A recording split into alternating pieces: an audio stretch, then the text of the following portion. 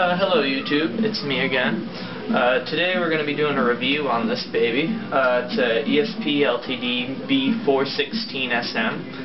And I just got it in the mail today. It's April 2nd. And I figured, why not do a review on it right off the bat, because I'm so excited about this baby. I had a B-416 SM, but one thing led to another. I ended up getting the 16, so the 06. So I will talk about that at the end, because I know a lot of you don't really want to stay the whole time listening to me talking, going off on tangents. I'll just go through the specs first, so you can leave. If you want to stay, you can listen to whatever I have to say. So, first of all, we have a Rosewood fingerboard in 24 frets. I believe they're extra jumbo frets. A thin U contour neck.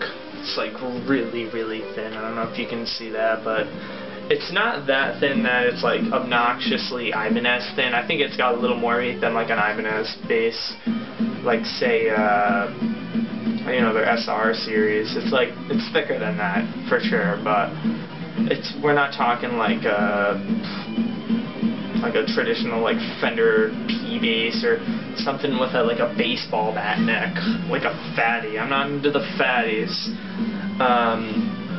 We have a spalted maple finish on the top, which it looks fairly similar to the 406.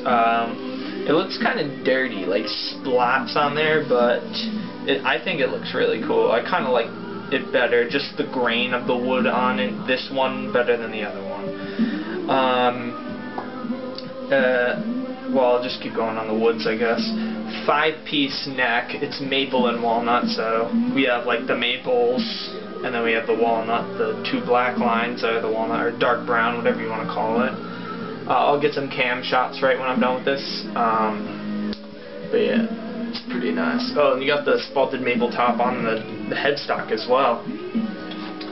And on the back, the body is actually swamp ash, which I think my other one was just ash, but this is swamp ash, which, you know, I think is great on a bass because it gives you more of a fuzzier, like a thicker, more saturated, fatter kind of tone, which I think it sounds cool on a bass. Not always on a guitar. I'd rather have something like alter, but I noticed this is kind of a heavy bass compared to my other one, and it's probably because of the swamp ash body, because they're not going to make like the tuning heads, not going to be like solid, like super heavy metal. Yeah, so we should go over that. Grover tuners. I've had pretty good experiences with them. Then we have active pickups. So we got a 9-volt battery that goes in here. I wish it had the pop-out thing. I like that a lot more better. Then we have electronics cavity, neck-thru-body construction. Now you know me, that's the only way I really roll now. You gotta have neck-thru. Neck's not gonna cut it. Bolt-on's not gonna cut it. Even like a really cool scarf joint. It's just, it feels so much more different, and tonally, I think it does make a huge tonal difference too. With bolt-ons, you find it more of a punchier, snappier kind of tone, when this is just all kind of one. And on bass, I want it to be more fluid. A cool thing I noticed about the finish is it's almost like holographic. Like the wood looks holographic. I think that's awesome. My other bass wasn't like that. It just looked like a gritty piece of wood. But I loved it. I gotta name this one now, and I gotta find this Pokemon sticker. I think I'm gonna stick that Taurus over there back in. Oh, we got Abalone lace, 24 frets. I noticed that you might see on the opening video. I had mentioned that these are green abalone. These really look like a goldish green abalone, which is really cool. But the rest is just abalone. Actually, it kind of looks like they skipped out and put a perloid one in there, but whatever. That really does look perloid to me. So we have active 3-band EQ, so it goes volume, just like a master volume kind of deal. Then you got which pickup you want, kind of, or the volume of it. I always leave it, like, say that's the middle. Like, yeah, I can go that way, but here's the middle. I always leave it a little more on this one. Then you got the treble. Then you got the bass. I mean the mid. Then you got the bass. The pickups are EMGs. They're active. Hold on, I'm gonna look to see what they are. So we have a EMG 45 DC in the bridge, EMG 46 P6 in the neck, and with an active EMG B64 3-band EQ. I'm not really too familiar with bass pickups. I'm more of a guitar pickup kind of junkie, but I do know a substantial amount about guitar pickups. Not really about bass pickups.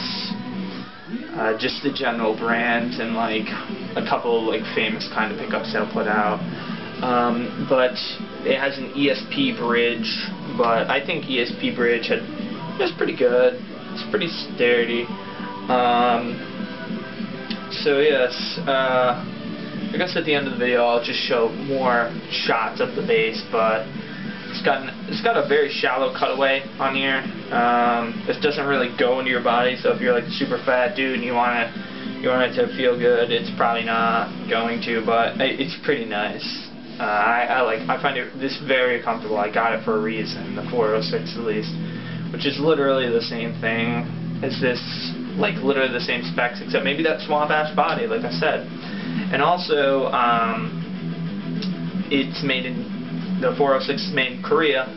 This is made in Indonesia, so take that as you will. Honestly though, the craftsmanship on this, I think, is a bazillion times better than the 406. Maybe because I got a dud, because you can tell. Alright, well, this is a portion where I kind of go off, I guess. There's 2 truss rods in here, right, in the neck on this 6-string. I always take the cap off, but I just got this, so I didn't take it off. And when I was checking it out, it's literally like right out of the box. Low action, no fret buzz. The nut's in really good shape. There is like, does not need shimming. Everything like that. It just, I don't see any flaws in it really, except maybe a little right here, but that's probably because it's kind of like a double cutaway, kind of, extended cutaway, I guess you'd call it. That's all I can really think of. I literally looked at it and I'm just like, there's nothing wrong with this bass. Well, I might need to tighten the screws in the headstock, because when you pluck a note, you can hear just a little tinny, which that perturbs me. But when you got the bass cranky, you can't hear that. But it's just a matter of tightening the grovers. That's all. What was I gonna say? Oh yeah. So with my 406, I guess I should leave a video for it, or just search my channel for B406, the farewell video. I show what the issue is with it. Apparently, one of the truss rods was like straight, and the other one was at an angle. So the one at the angle, I guess, caused a pressure over time, because it was like 4 or 5 years old, the bass, when I got it, but it wasn't used or anything. It was new. It was like A stock, but they said it was, and it seemed pretty good to me, but it just, I guess the pressure peeled the fretboard off at the time. And one thing led to another. I had to contact ESP about it, talking to this guy Tim in the warranty department, playing, cat and dog really. It's kind of like, call one day, he's not in, leave a message. He calls me like a couple days later, leaves a message. I call the next day, kind of deal. Sending emails, not all of them getting answered, kind of deal.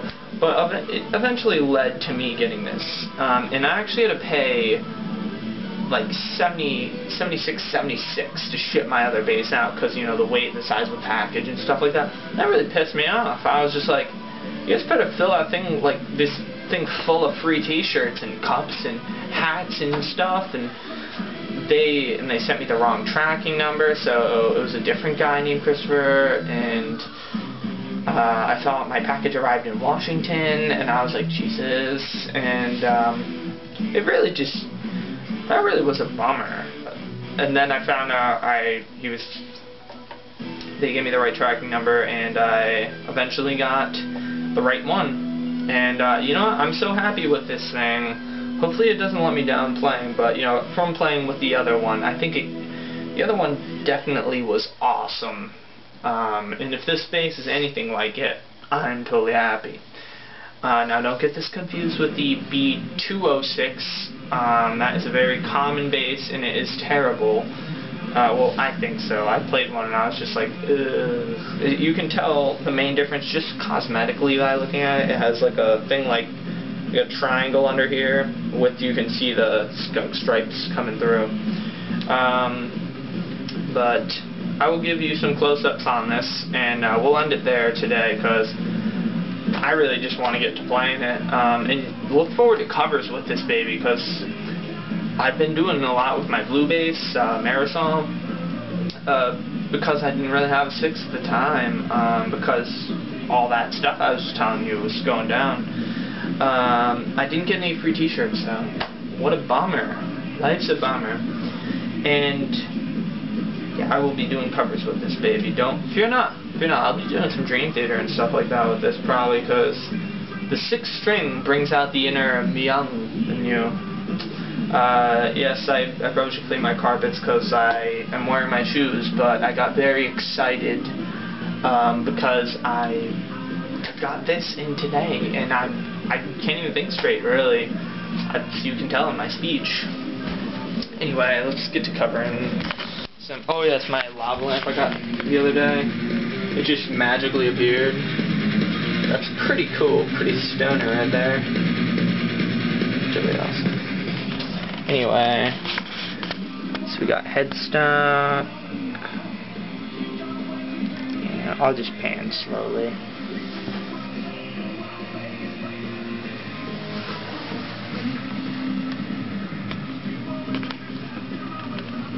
See, yeah, so now you can tell it's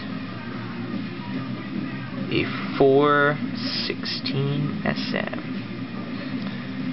See how nice and shiny that abalone is. Totally word. Yeah, see? That's like greenish yellow. That's so cool. So top. Yeah, it kind of looks like I spilled coffee on it, which, you know what? That's probably going to happen, because I'm a huge coffee drinker, man. And those are like coffee stains. That's awesome. That like fits me. Gotta have that dark brew, though. That'd be like someone with like a medium roast. It's just like, just get out. No one wants you. Yeah, so the sides, you can see, look at how awesome that grain is. That is just a nice slab of wood.